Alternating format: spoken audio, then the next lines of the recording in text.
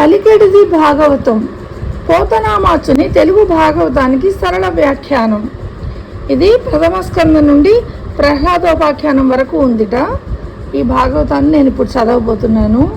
శుక్లాంబరధరం విష్ణుం శశివర్ణం చతుర్భుజం ప్రసన్నవదనం ధ్యాయేత్ సర్వవిఘ్నోపశాంతయే. గురుర్బ్రహ్మ గురుర్విష్ణు గురుర్దేవో మహేశ్వరః గురు సాక్షాత్ పరబ్రహ్మ తస్మై శ్రీ గురవే నమః. కృష్ణం వందే జగద్గురుం, కృష్ణం వందే జగద్గురుం. ముందుగా ప్రథమ స్కందం, అందులో ఏమేమి ఉన్నాయో చూద్దాము. ప్రథమ స్కందంలో శ్రీరామచంద్రుని ఆనతి, శ్రీమద్ భాగవతం తెలుగు అనువాదానికి శ్రీకారం అన్నమాట. వ్యాస మహర్షి నారద మునీంద్రుల సమాగమం, శ్రీకృష్ణుడి రక్షణతో పరీక్షిత్తు ప్రాణాలు నిలబడటం, కుంతీదేవి భీష్మ పితామహులు శ్రీకృష్ణ భగవానుని స్తుతించడం, పరీక్షిత్తు పట్టాభిషేకం, కలిపురుషుని ప్రవేశం, పరీక్షిత్తు మహారాజుకు శృంగి శాపం, సుఖ మహర్షి ఆగమనం, ఇవన్నీ ప్రథమ స్కందంలో వస్తాయన్నమాట మనకి. శ్రీకైవల్య పదంబు చేరుటకునై చింతించదన్ లోకరక్షైకారంభకు భక్త పాలన కళా సంరంభకున్ దానవోద్రేక స్తంభకు గేళిలోల విలసదృక్జాల సంభూత నానా కంజాత భవాండ కుంభకు మహానందాంగనాడింభకున్. భావం: అఖిలలోక రక్షకుడిని, భక్తులను రక్షించడానికి వెనుకాడని వాడిని, రాక్షసుల పొగరును నిలువరించగలవాడిని, క్రీగంటి చూపుతో బ్రహ్మాండాలు సృష్టించేవాడిని, మహాత్ములైన నంద యశోదర నందనుడిని ఆబాల గోపాలుణ్ణి, మోక్ష సంపదను ఆకాంక్షించి సదా స్మరిస్తూ ఉంటాను. పలికెడిది భాగవతముట. దానిలో మొదటి అధ్యాయం పలికించిన వాడు రామభద్రుడు అని అధ్యాయంతో మొదలు పెడుతున్నారు. ఓ పున్నమి నాటి రాత్రి చంద్రగ్రహణ సమయంలో ఆకాశాన్నంటే అలలతో గౌతమి నది పరవళ్ళు తొక్కుతోంది. అప్పుడే ఆ తీరానికి చేరుకున్నారు పరమ శివభక్తుడు బొమ్మెర పోతనామాచ్యులు. నింగి, నేల, నీరు, గాలి అన్నీ ఆ రోజు కొత్తదనాన్ని సంతరించుకున్నాయి. అనుకోని అతిథి ఆగమనానికి ఆహ్వానం పలుకుతున్నట్లు సరికొత్త అందాలను అద్దుకుంటున్నాయి. ఇంతలో ఆ మహాభక్తుడు నదీ స్నానం చేసి తీరానికి చేరుకున్నారు.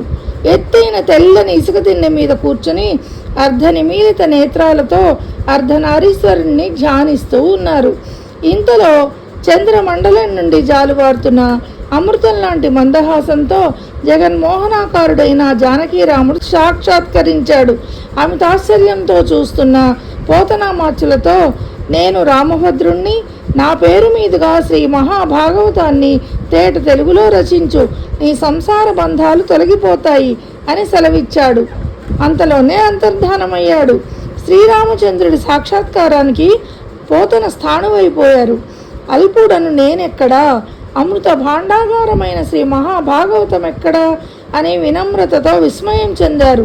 అయినా ఆహా ఏమి నా అదృష్టం అనుకుంటూ ఆసువుగా, పలికెడిది భాగవతమట, పలికించెడివాడు రామభద్రుండట, నే పలికిన భవహరమగునట, పలికెదవే రెండుగాధ పలుకగనేలా.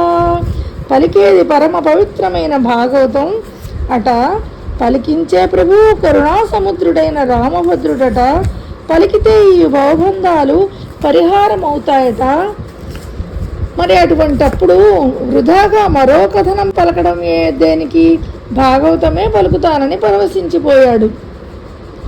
విన్నంత కన్నంత సహజ కవిగా పేరుగాంచిన పోతనామాచ్యుల భక్తికి మెచ్చి భగవంతుడు ఇచ్చిన ఆనతి తెలుగు భాగవత రచన. అలా శ్రీరామచంద్రుని ఆదేశాన్ని శిరసావహించి ఆ పురాణ భక్తి కథా ప్రవాహంలో ఆబాల గోపాలాన్ని జలకమాడించి పునీతులను చేశాడు ఆ భక్త కవి. అంతటి మహాకావ్యాన్ని రచిస్తున్న ఏ మాత్రం అహంకరించక వివిధుల నుంచి విన్నది, వారిని చూసి నేర్చుకున్నది, విన్నంతా కన్నంతా నేను మీ ముందు ఉంచుతున్నానని వినయంతో చెప్పుకున్నాడు. అందుకే బొమ్మెర పోతన గారి భాగవతం తెలుగు తల్లికి అందాల ఆభరణమైంది, తెలుగు ప్రజలకు ఆరాధ్య గ్రంథమైంది. ఒక్క తెలుగు ప్రజలే కాదు, పొరుగు రాష్ట్రాల భక్తులు కూడా ఆ కావ్య రచనను చదివి పులకించిపోయారు. ఛత్రపతి శివాజీకి గురుదేవులైన సమర్థ రామదాసు పోతన భాగవతం చదివి దాసబోధ అనే గ్రంథంలో బహుదా ప్రశంసించారు. ఆధునిక తమిళ సాహిత్య పథ నిర్దేశకుడు సుబ్రహ్మణ్య భారతి ఓ వ్యాసంలో బమ్మెర పోతన వారిని అనేక విధాలుగా కొనియాడారు. సాక్షాత్తు ఆ సరస్వతియే పోతనామాచులలో కొలువై ఈ బృహత్ గ్రంథాన్ని రచింపజేసింది కనుకనే ఇంతటి ఆదరణ లభించింది. శ్రీకృష్ణ భగవానుడు భగవద్గీతలో సర్గాణామాదిరంతశ్చ మధ్యం చైవాహమర్జున అధ్యాత్మ విద్యానాం వాద ప్రవదతామహం. అర్జున, భూత సృష్టిల యొక్క ఆది మధ్యాహ్నావసానాలు నేనే. విద్యలలో ఆధ్యాత్మ విద్య, వాదనలలో సక్రమవాదాన్ని నేనేనని స్పష్టం చేశారు. అందుకే వేదవ్యాసుని నుండి పోతనామాచ్యుల వరకు ఎవరైనా సరే వాయువును వాక్కుగా మారుస్తున్నవాడు, ఆలోచనలను అక్షరబద్ధం చేస్తున్నవాడు ఆ పరమాత్మేనన్న పూనికతో మసలుకున్నవారే. లలిత స్కంధం మహాఫలం. కలియుగంలో మన జీవితాన్ని ఉద్ధరించే ఏకైక మార్గం భక్తి యోగంలో అంతర్భాగమైన భాగవత పఠనం శ్రవణమే. అలసులు అంటే ఆలసి అంటే తెలుసు కదా, బద్ధకస్తులు, అల్పాయుష్కులు, మందబుద్ధియుతులు, మందభాగ్యులు, నానా రోగ పీడితులు అయిన ఆధునిక మానవులకు ఆనందం అతి దుర్లభం. పూర్వ యుగాలలోని ఋషుల వలె మనం తపస్సులు యాగాలు చేయలేం. కేవలం భగవన్నామ స్మరణే శరణ్యం. మన నిస్సహాయ స్థితిని ముందే ఊహించి సులువైన తోవను నిర్దేశిస్తూ తన కథాగానంతో తరించమన్నాడు భగవానుడు. ఆ పరంపరలోనే భాగవతాన్ని రచించమని వ్యాస మహర్షికి నారదుడు ఉపదేశించాడు. సాక్షాత్తు సాకేతరాముడే తెలుగులో అనుసృజించమని ఆ సహజ కవిని ఆదేశించాడు. అలా మనోజ్ఞమైన స్కందాలతో భక్తిరస మహాఫలాలతో కల్పవృక్షమే విరాజిల్లుతున్న ఈ మహాగ్రంథాన్ని తెలుగు చేసి బమ్మెర వారు కారణ జన్ములయ్యారు. భగవంతుడే మరో రూపంలో భాగవతమై ఉన్నాడు. ఆ భగవానుడి అక్షరాకారమే ఈ మధుర కావ్యం అనేవారు భగవాన్ శ్రీ రామకృష్ణ పరమహంస. అందుకే వారి బోధామృతమంతా భాగవత సారమై కురిసింది. సమస్త వర్ణాశ్రమ ధర్మాలు, మానవ ధర్మాలు, కర్మయోగం, అష్టాంగ యోగం, జ్ఞానయోగం, భక్తి యోగం తదితర భగవత్ప్రాప్తి సాధనాలన్నిటికీ ఆలవాలం, సకల వేదాల సారం ఈ కావ్యరాజ్యం. కలిదోషహరణం కైవల్యం. శ్రీమద్ భాగవతంలోని కథలు, కథనాలు, పాత్రలు అన్ని కాలాలకు అన్వయమయ్యేవే. ముఖ్యంగా కలియుగంలో మానవ ప్రవృత్తులకు భాగవత పాత్రలు సరైన సూచికలు అనడంలో అతిశయోక్తి లేదు. పురంజనోపాఖ్యానం నుండి ప్రహ్లాదోపాఖ్యానం వరకు, క్షీరసాగర మథనం నుండి కాళీయ మర్దనం వరకు ఏ ఘట్టాన్ని నిశితంగా పరిశీలించినా ఆ ద్వాదశ స్కంధాల్లోని అన్ని సంఘటనల్లో, అన్ని సన్నివేశాల్లో అంతర్లీనంగా ఆధునిక జీవన పోకడలన్నీ ప్రస్ఫుటమవుతూ ఉంటాయి. ఈ కథనాలన్నీ మనుషుల ధోరణిని, దోషాలను అక్షరాల అద్దంలో చూపడమే కాకుండా పరోక్షంగా పాఠాలను నేర్పుతూ దిద్దుకునే దారుల్ని చూపుతాయి. కేవలం శ్రవణ పఠన మననాదుల చేతనే, అంటే మననం చేసుకోవడం అంటే వాటిని గుర్తు చేసుకోవటం వల్లనే అన్ని మానసిక రుగ్మతలను పరిహరించి పుణ్యలోకాలకు చేర్చే పరమోన్నత ఔషధం శ్రీమద్ భాగవతం. అందుకే భాగవత మహాత్మ్యాన్ని కొనియాడుతూ పద్మపురాణం ప్రళయం హి గమిష్యంతి శ్రీమద్భాగవత ధన్యేహే కలేర్దోషా ఇమే సర్వే సింహశబ్దాతృకా ఇవ. మృగరాజు ధ్వని విని తోడేళ్లు పలాయనమయ్యేట్లు శ్రీమద్భాగవత శబ్దం వినిపించగానే కలియుగ దోషాలన్నీ నశిస్తాయని అభయమిస్తోంది. అందుకే అష్టాదశ పురాణాల్లో మహాభాగవతమే మకుటాయమానం. ఇది మనకు వ్యాసదేవుని బహుమానం. ముక్తికి తెరువు. ముక్తికి మనం ఎట్లా చేరుకోవాలో చెప్తున్నారు.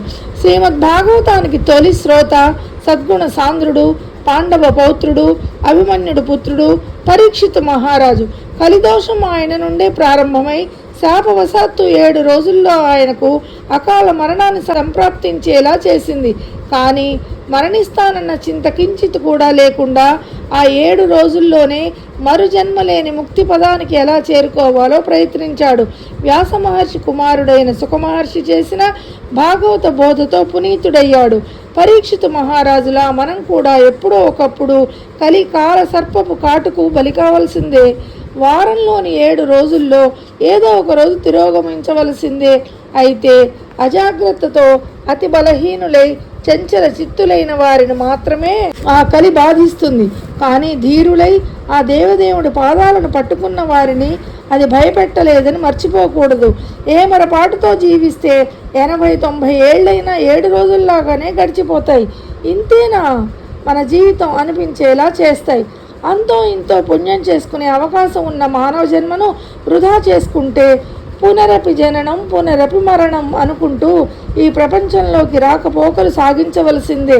అందుకే పరీక్షిత్తుల శ్రద్ధాభక్తులతో భాగవత కథాగానాన్ని ఆస్వాదిద్దాం. నిగమములు వేయి చదివిన వ్యాస మహర్షి వేదరాశినంతా విభజించి విశేషంగా మహాభారత రచనను ముగించి సరస్వతీ నదీ తీరాన బదరికాశ్రమంలో ఒంటరిగా కూర్చుని ఉన్నారు.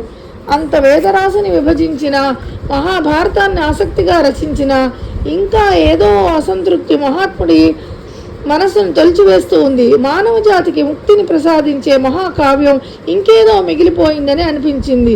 విశిష్ట వ్రతాలు ఎన్నో చేశాను, వేదాలు విభజించాను, అగ్నులను అర్చించాను, ఆచార్యులను ఆదరించాను, పంచమ వేదాన్ని పరిచయం చేశాను. మరి ఇంత చేసినా నా అంతరాత్మ అసంతుష్టికి కారణమేమిటి? ఆ హరికి యోగీశ్వరులకు ఇష్టమైన భాగవతాన్ని వ్రాయలేదు అని ఆ పరాశరాత్మజుడు పరివేదన చెందుతున్నాడు. వ్యాసుడు ఇలా వ్యాకుల పడుతున్న వేళలో శాస్త్ర పురాణ విశారదుడు హరినామ సంకీర్తన కోవిదుడు నారదుడు వేంచేశాడు.